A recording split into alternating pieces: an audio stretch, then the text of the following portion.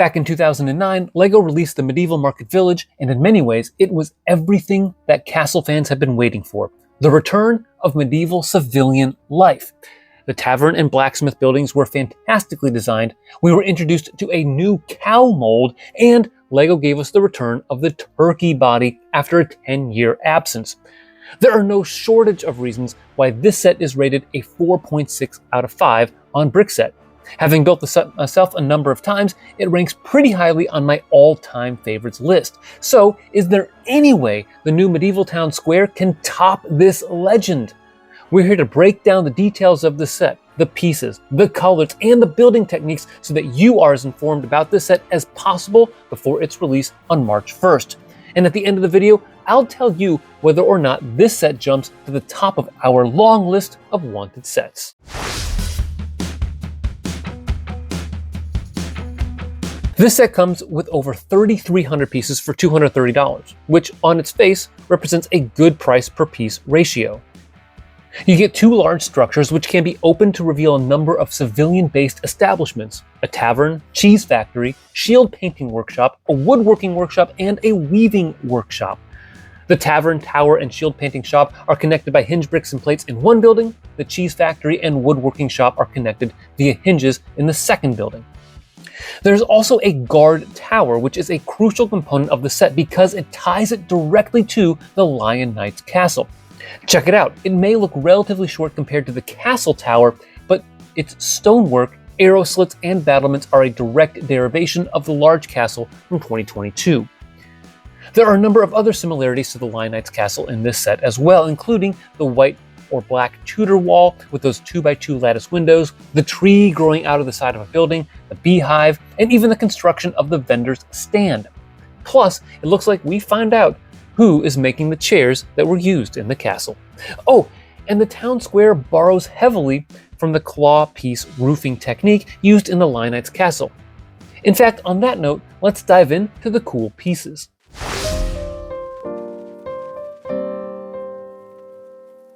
The Lion Knight's castle comes with 59 medium nougat claw pieces, and it looks like we're getting some more in that color on top of the tavern.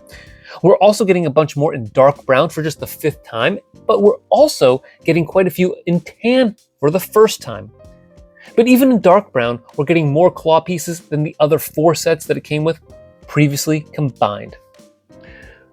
We're getting 4 more 2x2 windows in dark red, this time appearing for the 5th time in a LEGO set. And speaking of dark red, we appear to be getting a brand new door piece that fits in the normal 1x4x6 frame and can hold a 2x2 window pane and is also a little ridged.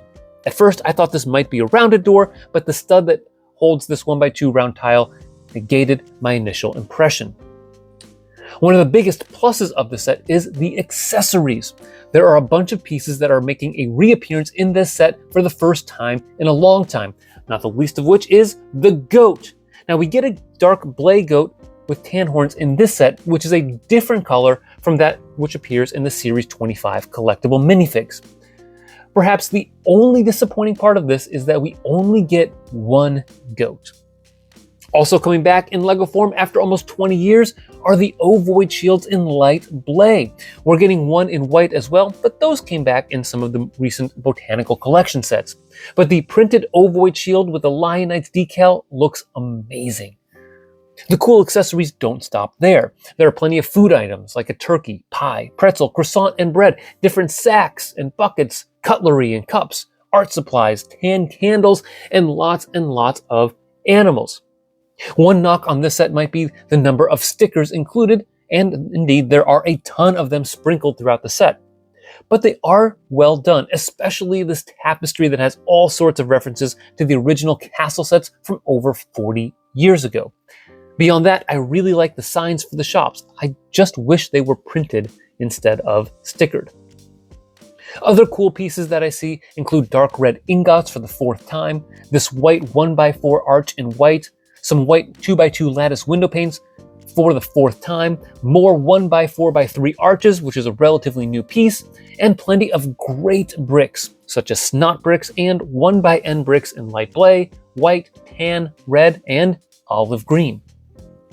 Hey, real quickly, be sure to like this video. It will help us out in the YouTube algorithm, and if we get a ton of likes, we'll build the original medieval market village and compare the two. Come on, you know you want to see that. All right, back to the breakdown.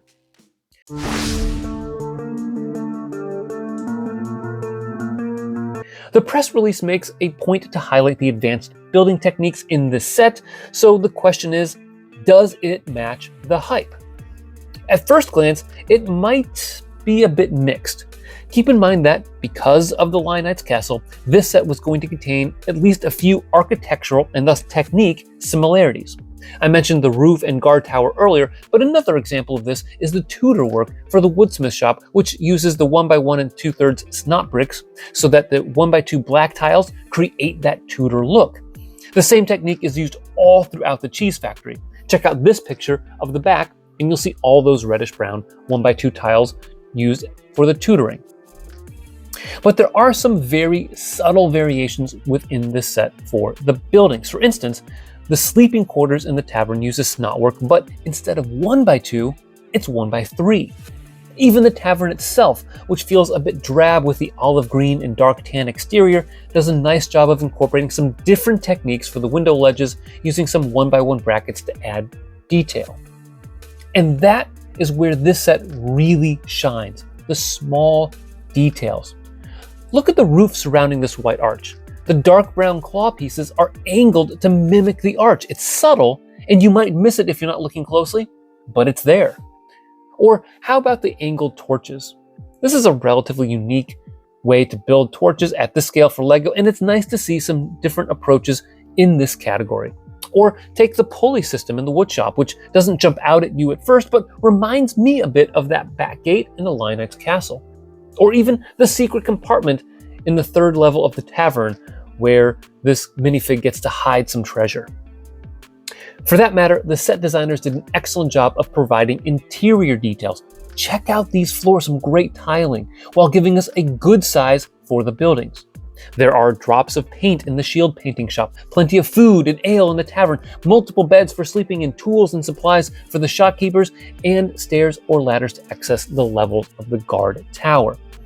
Even the use of the handcuff piece above the tavern sign is a nice touch, as are the organic details throughout. The goat pen, the pumpkin and beehive by the cheese factory, the green trees, green plants, the tiles to represent terrain, and this really cool bird's nest that uses a hairpiece.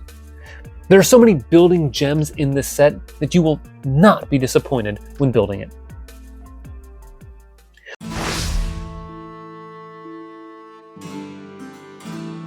While I'm not a huge minifig guy, I am nerding out over these figs. The new Lion Knight Ovoid shield stands out. The OG Lion Knights, by the way, never got their Ovoid shields back in the day. But then I noticed, guess what guys, the Wolf Pack is back. This shifty looking minifig is a great addition to the set and the modern medieval movement, which now includes Lion Knights, Forestmen, Black Falcons, Dragon Knights, and now the Wolf Pack. The other minifigs are fantastic, and 8 minifigs populate the set reasonably well. There's only one army-based fig, not including that Wolfpack character, which is fitting given the civilian nature of this set. Some of the other highlights include the Tavern Keeper, who has a great hood, and the Bard that has some great torso and leg printing. The Vendor looks to be a repeat torso from the Lion Knight's castle, but it is a generic peasant torso, so I don't see a huge problem with that.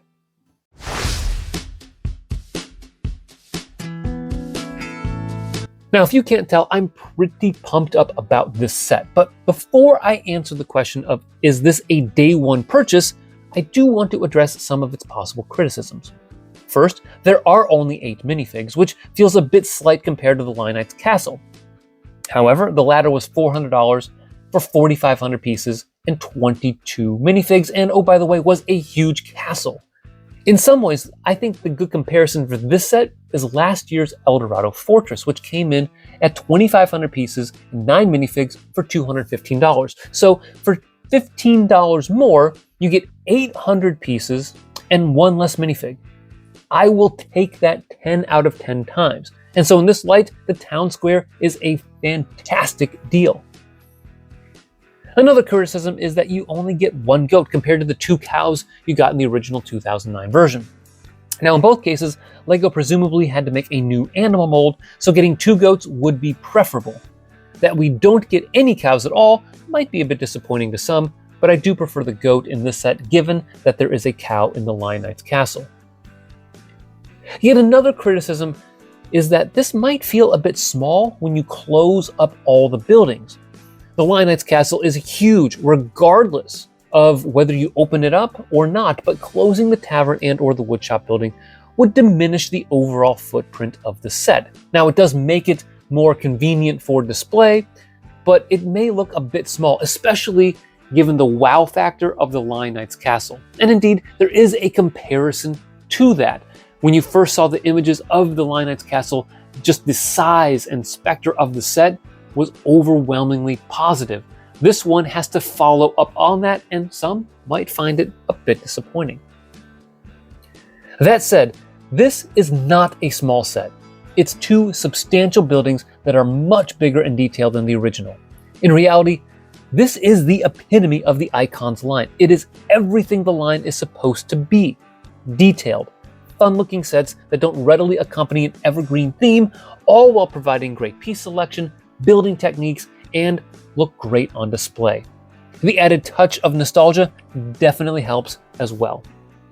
So because this is an incredible set that represents a strong value, and because it's medieval, and I'm a sucker for castle, this set jumps to number 1 on our wish list. In fact, it's not even close at the moment. Therefore, we will do our best to snag it on day 1. If you like this video, remember to like it and subscribe to the channel. We've got some great custom build videos coming up, and that includes a modular and medieval building, so turn on those notifications.